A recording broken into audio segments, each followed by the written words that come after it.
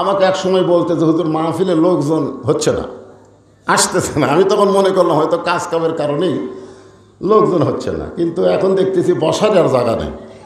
তার মানে লোকজন আশেপাশে ঘোরাঘুরি করতেছিল। কোন একটা বক্তাকে টার্গেট করে অসল্য হবে না তো, আল্লাহর কোরআনকে টার্গেট করে মাহফিলে আসতে হবে। জোরে কোন কথা ঠিক কিনা? হ্যাঁ এ ভাই, পিছনে কিছু লোক দাঁড়িয়ে আছে, আপনারা তাদেরকে বসতে দেন, আপনাদেরই ভাই তো। হ্যাঁ, গরমের দিন বেশি চাপতে বলবো না, যতদূর পর্যন্ত চাপা যায়। আল্লাহর রাস্তায় একটু চেপে চেপে বসেন। তা আমি আমার অন্তরের অন্তঃস্থল থেকে আপনাদের সবাইকে শুভেচ্ছা জ্ঞাপন করছি। সম্মানিত মা বোনেরা, পর্দার অন্তরালে বসে বসে যারা আলোচনা শুনতেছেন, তাদেরকে শ্রদ্ধা জ্ঞাপন করে এই মুহূর্তে জানতে চাচ্ছি আপনারা সকলে কেমন আছেন?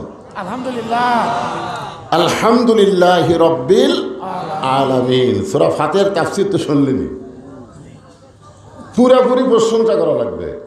আপনি যখন বলবেন আলহামদু, এ আলহামদু শব্দের অর্থ হলো প্রশংসা করিতেছি।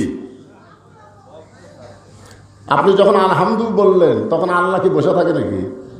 আল্লাহ বলতেছে লিমানিল হাম, তুমি কার প্রশংসা করতেছ?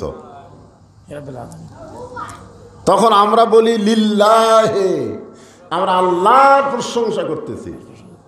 তখন আল্লাহ বলেন মানিল্লাহ, কোন আল্লাহর?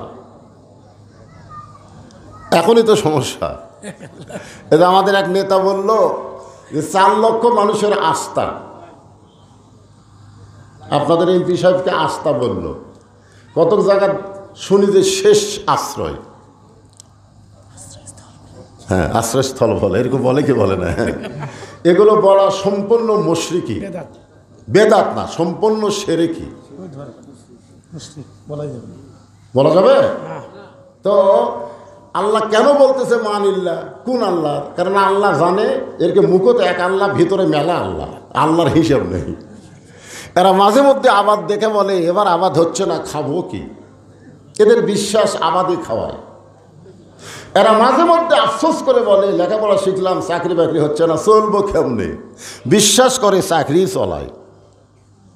মাঝে মধ্যে এরকম বলে যে যে ব্যবসা হচ্ছে না, এখন তো আর ব্যবসা নেই, ব্যবসা না হলে বাঁচি কেমনে? আপনারা বলেন তো, খাওয়ানোর মালিককে আল্লাহ, চলানোর মালিককে আল্লাহ, বাঁচানোর মালিককে আল্লাহ। অনেক সময় কিন্তু আপনাদের মধ্যে কেউ কেউ বলে আল্লাহও লাগে, হিল্লাও লাগে, বলে কি বলে না? আপনারা বলেন তো, আল্লাহ লাগে, হিল্লা লাগে না। এই ভাই তোমরা দাঁড়ায় না, বিরক্ত করো না। এমনি 2 ধারে 2টা দিয়ে এই জনগণ আমার ঠিক মতো দেখবারই পাচ্ছে না। ঠিক আছে, হ্যাঁ একটু মনোযোগ দিয়ে শোনা লাগবে, তাহলে ইনশাল্লাহ দেখা তো যাবেই। এরা মিডিয়া কিন্তু আপনাদের এই মাহফিলটা এখানে নাই, এটা গোটা পৃথিবী, গোটা বিশ্ব লাইভের মাধ্যমে জানতে পারছে আজকে মান্দা একটা মাহফিল হচ্ছে। বলেন সুবহানাল্লাহ। আগে কিন্তু এই সুযোগ ছিল না। আমরা আগে এক জায়গায় ফাটাফাটি ওয়াজ করে চলে যাইতাম, খালি ওই এলাকার লোকেরাই জানতো, বুঝলেন? আমি এক জায়গায় সেই রকম ফাটাফাটি ওয়াজ করছি, মনে করছি কিছুই হবে না। 100 কিলো পরে এসে দেখি পুলিশ আমার গাড়ি আটকায় দিল।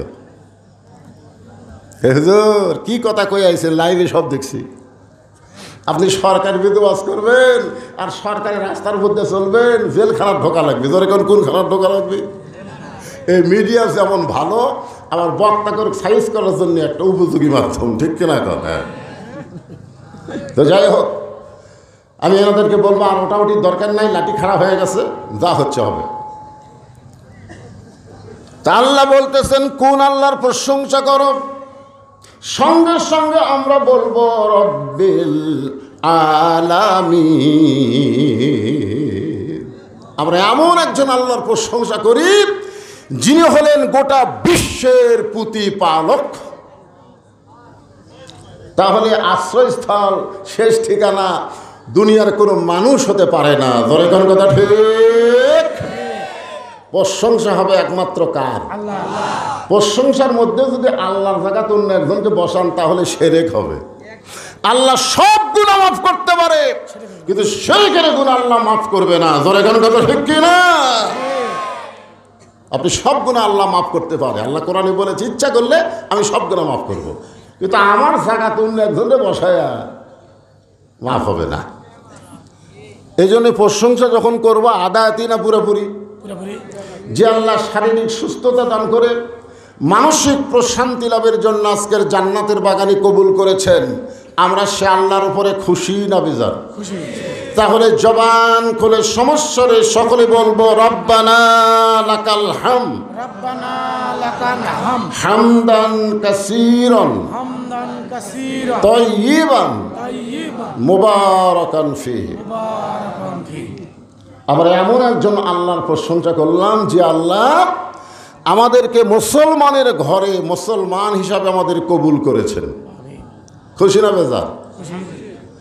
আল্লাহ ইচ্ছা করলে আমাদেরকে হিন্দু বানাবার পারতেন, আল্লাহ ইচ্ছা করলে ইহুদি খ্রিস্টানদের ঘরেও আমাদেরকে প্রেরণ করতে পারতেন, কিন্তু আল্লাহ ওই সকল ঘরে না পাঠায়া আমাদেরকে সরাসরি মুসলমানের ঘরে কবুল করেছে।